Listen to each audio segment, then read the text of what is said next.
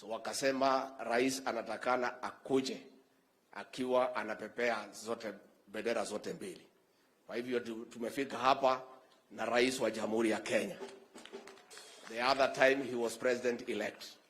Kwa hivyo tumeshukuru sana watu ya Bungoma, na mimi kwa niaba yangu na rais na timu yetu tuko na shukrani sana kwa watu ya Bungoma kwa maombi yenu na kura zenu ambaye zilituinua mbali sana. Tunataka tuseme asante.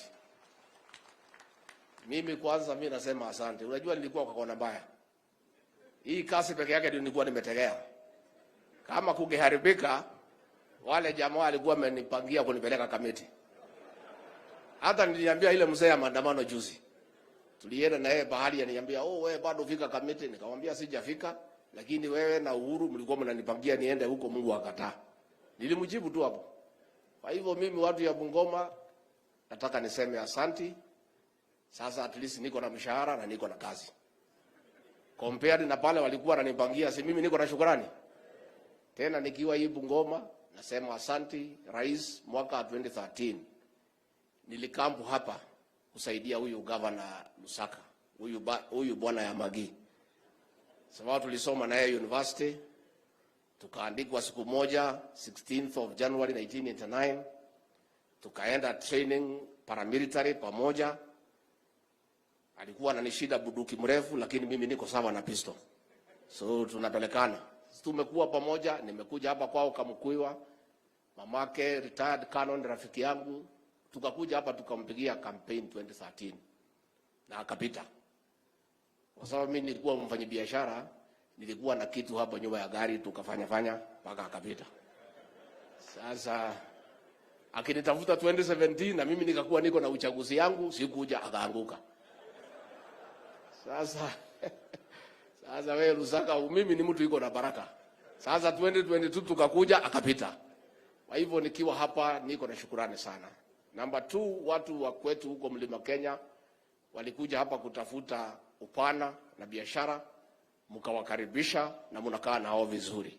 So we are always very happy to be here. We feel at home because you are good people. You have accommodated all Kenyans. They live well. Rais tu, ningetaka tu nifanye matangazo mawili. Kwa sababu kanisani before service ishe lazima kuwe na matangazo. So upande wetu na rais lazima tukuwe na matangazo. Ya kwanza, tumefungua upya phase 2 kuandikisha na kusajili wakulima ndio wapokee mbolea. Phase 2 of farmers registration has started. Na rais ametuamrisha specifically because of those Azimio areas not here. Walidanganywa na magavana yao ati wasiandikishe hii mbolea ya Ruto ati ni upuzi. Sasa walipanda mahindi bila mbolea. Wakiangalia yenu wanaona haya. Waliambiwa tuwafae sufuria kwa kichwa ati hiyo ndio ya maana. Sasa rais amesema ndio Wakenya wote wafaidike, because all Kenyans belong to the president and they are part of this country. Tumefungua. So those in those areas, please, wakulima tunauliza nyinyi, hata kama magavana yenu na MP wako kwa Azimio na kwa barabara, mjiandikishe ndio mpate mbolea muweze kuongeza mazao. Number 2, tumefungua tena, rais ametuamrisha registration ya wale wazee wetu 70 years and above. Wajiandikishe. Machiefs wetu, assistant chiefs watasunguka, wajiandikishe ndio waweze kupata marupurupu yao. Na mko na habari ya kwamba rais ameagiza pia, ameamrisha National Treasury ya kwamba wale wazee ndio watakuwa Wakenya ya kwanza kupokea marupurupu yao kabla sisi tupate. Na tayari tulikuta deni ya mwezi 16 ambayo ilikuwa imewekwa na ile serikali ya handshake. They were too busy kwa mambo ya BBI na nini, wakasahau wale wazee wetu. Sasa hao wote we have cleared all the debts. Na vile governor amesema, debt ya wazee tumelipa, debt ya magavana tumelipa.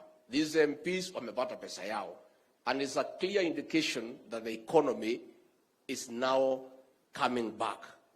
That is a sign that there's improvement of the economy. Nikimalizana na hiyo matangazo, pia wakulima wa kahawa hapa Bungoma, we have coffee farmers. Tumekamilisha mazungumzo yote ya mabadiliko katika subsector ya kahawa ya kujaribu kuondoa wale watu mabroka wako katikati, tuweke mkulima na mkunywaji kahawa pamoja ndio waweze kupata mapato yao. Kwa hivyo nauliza wakulima ya kahawa, mchukue fertilizer ya 2500 muanze kufanyia kahawa yenu kazi. Hivi karibuni tutaweza kupata bei ambaye ni ya maana.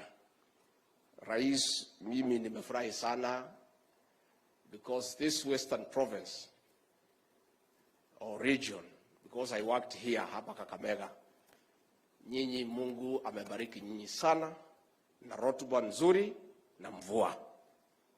You have the best soil and good rains and hard working people. All that remains is for you to fix your politics, and you'll be the most advanced region in this country, because everything else is good for you. Good soils, good rain, hard-working people. Kagapu kidogo tu is to fix your politics. And your politics, you'll fix it by being united behind your two leaders. Kwa sababu, politics, professors may write many things.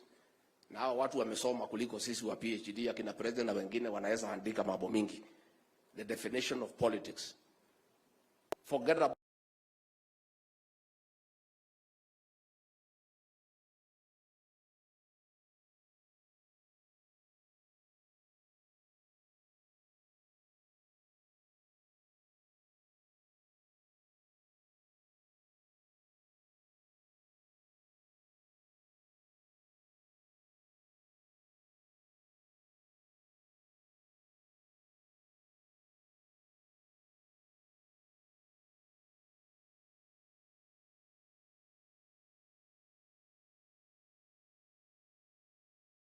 about all those definitions.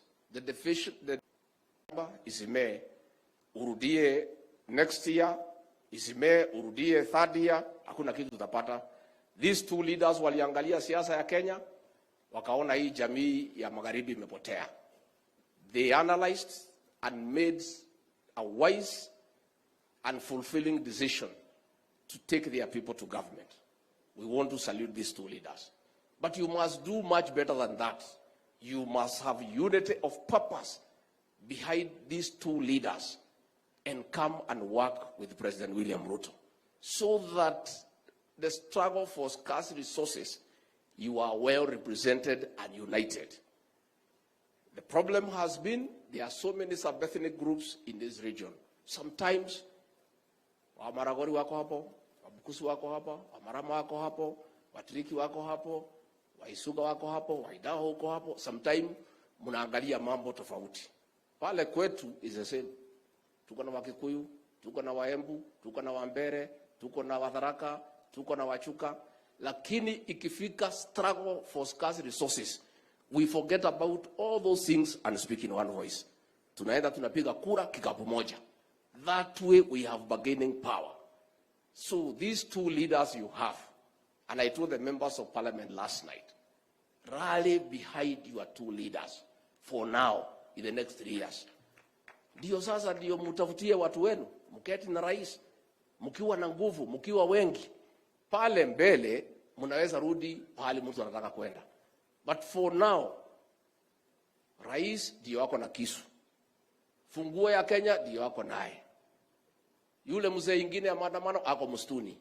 There is nothing you can get from that man. I was asking the members of parliament who still hang around him. That man mnatafuta. Mwenyewe anatafuta rais apate kitu ya kukula. So wewe unamfuata akupeleke wapi? Hana funguo, hana ofisi vile mzee Atwali amesema. He can do nothing for you. So why do you want to waste your time on somebody ambaye hakuna pahali anaweza kukupeleka? And why do you want Western Kenya to be the center of experiment?